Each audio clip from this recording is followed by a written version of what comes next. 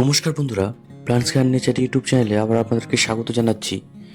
আজকে যে বিষয়টা নিয়ে কথা বলবো সেটা হচ্ছে যে চন্দ্রমল্লিকা সাধারণত যে ফেব্রুয়ারি বা মার্চ মাস থেকে আমরা যে পরিচর্যাগুলো করব এবং এই পরিচর্যার উপরেই কিন্তু আমাদের পরবর্তী বছরে যে চারা তৈরি এবং সেই চারাগুলো কীভাবে আমরা হেলদি রাখবো এবং ভালো রাখবো এবং তার থেকে ফুল পাবো, সেই সংক্রান্ত কিন্তু কিছু কথা আজকে কিন্তু এই ভিডিওর মাধ্যমে তুলে ধরা হচ্ছে।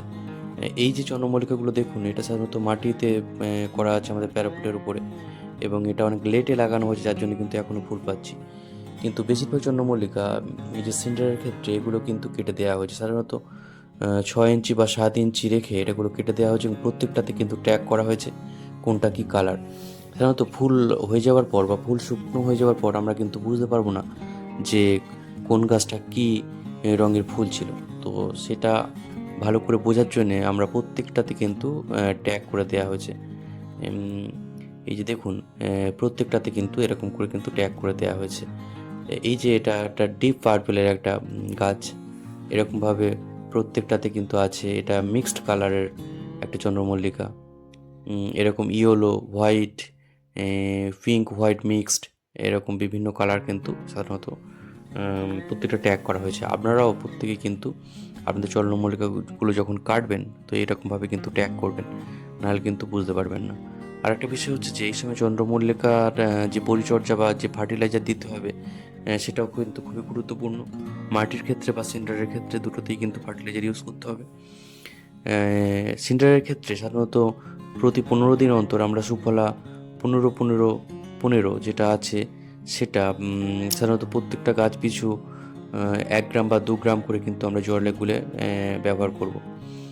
আর মাটির গাছের ক্ষেত্রে সাধারণত 2টো বা 3টে দানা নিয়ে সেটা আমরা সর্ষের খোলের সঙ্গে যে পচিয়ে সেটা কিন্তু আমরা এটা দিতে পারি, বা শুধুমাত্র সুফলা 15-15-15 2টো বা 3টে দানা কিন্তু আমরা গাছেতে জলে গুলে কিন্তু প্রত্যেকটা গাছে কিন্তু দিয়ে দেবো মাটির মিডিয়ার ক্ষেত্রে। একই সঙ্গে এই সময় মাইটস বা মাকড়ের কিন্তু আক্রমণ ঘটে, তো সেটাও খেয়াল রাখতে হবে। এই যে দেখুন যে সুফলা 15-15-15 যেটা আমি বলছিলাম যে প্রত্যেক 15 দিন অন্তর অন্তর কিন্তু গাছে দিতে হবে সিন্ডার মিডিয়ার ক্ষেত্রে, নাহলে গাছের কিন্তু এই যে ভালো শাখার কিন্তু তৈরি হবে না। এটা অবশ্যই কিন্তু খেয়াল রাখতে হবে। একই সঙ্গে যেটা বলছিলাম যে মাইটস বা মাকড়ের আক্রমণ হলে আমরা কিন্তু এই সময় কিছু কীটনাশক কিন্তু ব্যবহার করব। সাধারণত কনফিডার ব্যবহার করা যেতে পারে এই সময়, ইমিডাক্লোপ্রিড গ্রুপের। এছাড়া বায়ো যে কীটনাশক কাকা কিন্তু আমরা ব্যবহার করতে পারি। আর তার সঙ্গে আরেকটা জিনিস যেটা হচ্ছে যে আমরা যদি ঠান্ডা জল একটু গাছেতে স্প্রে করি তাহলে কিন্তু মাইটস বা মাকড়ের আক্রমণ কিন্তু থেকে গাছকে অনেক রক্ষা করা যাবে। একই সঙ্গে গাছগুলো সাধারণত এরপরে আমরা যখন মার্চ বা এপ্রিল মাসের দিকে আসবে, আস্তে আস্তে কিন্তু গরমের যে তীব্রতা সেটা কিন্তু বেড়ে যাবে। তো এই সময় কিন্তু গাছকে অবশ্যই ছায়াযুক্ত জায়গাতে রাখতে হবে, তাহলেই কিন্তু গাছ ভালো থাকবে এবং ভালো শাখার কিন্তু তৈরি হবে। তো আর বর্ষাতে যদি আমরা এই গাছ থেকে দীর্ঘদিন বা কন্টিনিউ এর থেকে কিন্তু আমরা যদি শাখার বা চারা তৈরি করতে চাই, তো বর্ষার ক্ষেত্রে কিন্তু অবশ্যই সেটির ভিতরে কিন্তু এই মাদার গাছগুলোকে রাখতে হবে। এই পরিচর্যাগুলি বন্ধুরা মূলত চন্দ্রমল্লিকার ভালো চারা তৈরি করতে গেলে এগুলোই করতে হবে। আমার এই যে মাটির চন্দ্রমল্লিকা এবং যে সিন্ডারের আছে দুটোতেই কিন্তু মাদা সংরক্ষণ করা হয়েছে।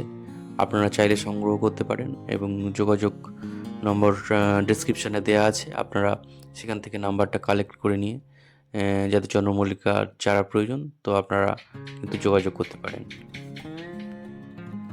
বন্ধুরা, এখানে চন্দ্রমল্লিকা পরিচর্যা সংক্রান্ত যে তথ্যগুলো আপনাদের সামনে তুলে ধরা হলো, তো এ সংক্রান্ত আরও যদি কোনো প্রশ্ন থাকে তো আপনারা কমেন্ট বক্সে করতে পারেন। এখানে বন্ধুরা ভিডিওটা শেষ করছি। ভিডিওটা ভালো লাগলে অবশ্যই চ্যানেলটাকে সাবস্ক্রাইব করবেন এবং শেয়ার করবেন, এবং সবাইকে নমস্কার এবং ধন্যবাদ জানিয়ে আজকে ভিডিওটা শেষ করলাম।